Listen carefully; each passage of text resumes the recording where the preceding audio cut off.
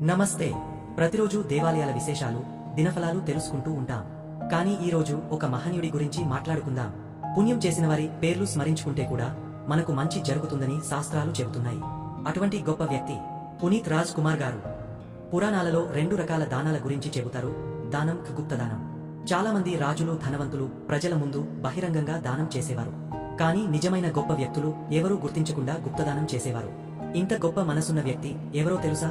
సినిమాల్లో హీరో మాత్రమే కాదు, నిజ జీవితంలో అసలైన హీరో పునీత్ రాజ్ కుమార్ గారు. వేలాది మంది పిల్లలకు ఉచిత విద్య అందించారు. అనాథాశ్రమాలకు నిత్యావసరాలు అందజేశారు. పేదల వైద్యం కోసం ఆర్థిక సహాయం అందించారు. ఆకలితో ఉన్న వారికి అన్నదానం చేశారు.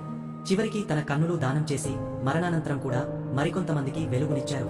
ఇలాంటి మహానుభావుడి గురించి మనం తప్పక తెలుసుకోవాలి, గుర్తించాలి. ఒక్కసారి ముక్తకంఠంతో పునీత్ రాజ్ కుమార్ గారికి జన్మదిన శుభాకాంక్షలు తెలుపుదాం. మీరు మా మధ్య లేకపోయినా మీ మంచితనం, సేవా గుణం ఎప్పటికీ మాతోనే ఉంటుంది.